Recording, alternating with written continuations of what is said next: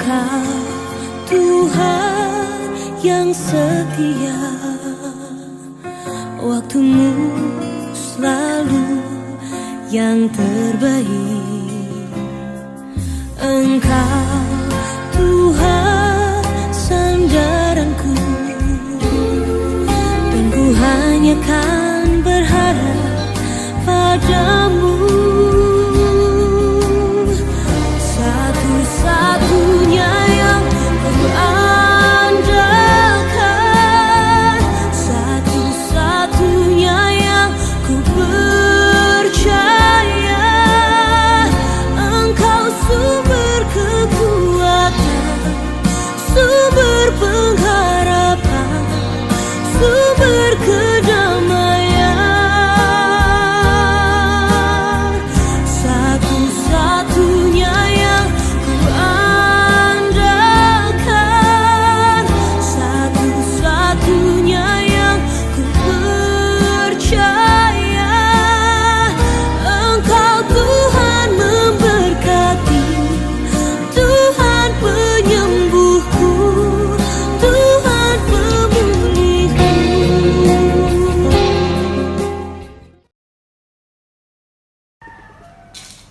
Shalom Bapak Ibu sekalian, senang sekali rasanya berjumpa dengan Bapak Ibu di pagi hari ini. Sebelum kita memulai aktivitas kita, mari kita bersatu dalam doa untuk mendengarkan firman Tuhan. Kita berdoa. Allah Bapa, di dalam nama Tuhan Yesus, kami sangat bersuka cita kasih Tuhan menyertai kami. Tuhan telah menemani kami di malam hari, dan pagi ini Tuhan telah bangunkan kami untuk memulai aktivitas kami. Bapa, sebelum kami melakukan aktivitas kami akan mendengarkan firman Tuhan yang menjadi pegangan kami. Berkati kami ya Tuhan, agar firman-Mu menjadi penuntun bagi kami dalam menjalani kehidupan kami. Ini doa kami ya Tuhan, dalam nama Yesus kami berdoa dan mengucap syukur. Amin. Bapak Ibu yang saya kasih dalam nama Tuhan Yesus, bacaan kita terambil dari kitab Roma 3 ayat 22. Saya akan bacakan kepada kita sekalian. Yaitu kebenaran Allah karena iman di dalam Yesus Kristus bagi semua orang percaya, sebab tidak ada perbedaan. Saudara yang saya kasihi di dalam nama Tuhan Yesus, sebelum memulai renungan kita di pagi hari ini, saya akan bertanya kepada kita sekalian. Apakah saudara pernah bertanya dalam diri saudara, dari manakah berasal keselamatan itu? Lalu kemudian bertanya kembali, kepada siapakah keselamatan itu diberikan? Bapak Ibu yang saya kasihi dalam nama Tuhan Yesus, hari ini saya mau mengajak kita untuk melihat dari mana sumber dari keselamatan itu dan kepada siapa dia akan ditujukan. Bacaan kita di pagi ini mengingatkan kita tentang sumber keselamatan yang sejati dan kemana dia akan diberikan. Saudara yang saya kasihi di dalam nama Tuhan Yesus, perlu disadari bahwa keselamatan sejati itu berasal dari Tuhan yang menganugerahkan anaknya di dalam diri Yesus Kristus. Melalui pengorbanannya, setiap orang percaya memperoleh keselamatan. Jadi jelas di sini bahwa keselamatan itu semata-mata bersumber dari Tuhan melalui pengorbanan Yesus Kristus. Kemudian keselamatan yang berasal dari Yesus itu diberikan kepada setiap orang yang percaya kepadanya. Itu berarti keselamatan tidak hanya ditujukan bagi orang ataupun kelompok tertentu saja, namun keselamatan tersedia bagi semua orang yang percaya, tanpa memandang perbedaan apapun. Ini adalah pernyataan kuat tentang kasih Allah yang inklusif dan luas. Ini juga menunjukkan bahwa keselamatan adalah anugerah yang dapat diterima oleh siapapun yang mengakui imannya di dalam diri Yesus. Dalam kehidupan sehari-hari, ayat ini mengajarkan kita tentang pentingnya melihat setiap individu sebagai ciptaan Allah yang berharga. Kita tidak boleh memandang latar belakang sosial, etnis, atau keadaan mereka. Ayat ini juga mengingatkan kita untuk menjalani hidup dengan keyakinan bahwa kasih dan anugerah Allah meluas kepada setiap orang tanpa memandang bulu. Dengan merenungkan ayat ini, kita dipanggil untuk bersikap inklusif, menerima dan menghormati orang lain tanpa memandang perbedaan.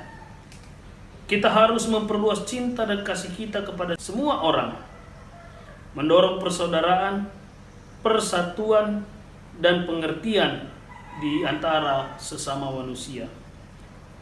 Renungan atas ayat ini juga mengajarkan kita untuk menghargai nilai setiap individu dan untuk melayani mereka dengan penuh kasih dan belas kasihan serta pengertian.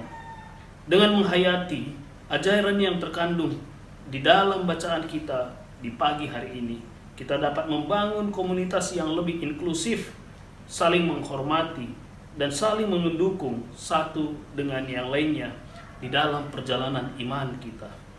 Ini mengingatkan kita bahwa kasih Allah tidak terbatas dan tidak memandang latar belakang atau perbedaan. Dan kita sebagai umatnya dipanggil untuk mencerminkan kasih dan kebaikannya kepada setiap dunia yang ada di sekitar kita. Tuhan Yesus memberkati kita sekalian. Mari kita bersatu di dalam doa. Allah yang baik, kami bersyukur firman-Mu hari ini mengingatkan kami untuk senantiasa membagikan kasih Tuhan. Karena kami tahu bahwa Tuhan telah menganugerahkan kebaikan bagi kami. Ajar kami ya Tuhan, menjadi anak-anak-Mu yang setia di dalam berbagi kasih kepada sesama kami. Kami tidak akan melihat latar belakang siapa mereka. Kami tidak melihat latar belakang kedudukan mereka, jabatan mereka. Demikian juga kami tidak akan melihat kehidupan ekonomi mereka. Tapi kami memandang kepada Yesus Kristus yang telah menganugerahkan kami kebaikan dan keselamatan. Biarlah itu menjadi rema dan kekuatan bagi kami di dalam berbagi kasih kepada dunia ini. Kami juga berdoa di dalam proses pesta demokrasi yang akan dilaksanakan di tahun 2024 ini Tuhan. Tuhan, kami tidak memiliki kekuatan apa-apa. Karenanya kami memohon kasih dan kekuatan daripada Tuhan Yesus. Biarlah Engkau yang menuntun kami, setiap anak-anak-Mu yang terlibat di dalam proses pesta demokrasi. Tuhan yang memberkati agar seluruh proses dapat berjalan sesuai dengan kehendak Tuhan. Setiap anak-Mu yang hari ini dapat bersama-sama kami mendengarkan firman Tuhan, biarlah mereka juga dikuatkan, diberikan kesehatan, dan biarlah kasih Tuhan menyertai mereka di sepanjang kehidupan mereka. Ini doa kami ya Tuhan, dalam nama Yesus kami berdoa, seperti yang telah diajarkan Tuhan Yesus kepada kami. Bapa kami yang ada di surga, dikuduskanlah nama-Mu, datanglah kerajaan-Mu, jadilah kehendak-Mu di bumi seperti di surga. Berikanlah kami pada hari ini makanan kami yang secukupnya, dan ampunilah kami akan kesalahan kami, seperti kami pun mengampuni orang yang bersalah kepada kami. Dan janganlah membawa kami ke dalam pencobaan, tapi lepaskanlah kami dari antara orang yang jahat. Karena Engkaulah yang punya kerajaan dan kuasa dan kemuliaan sampai selama-lamanya. Amin.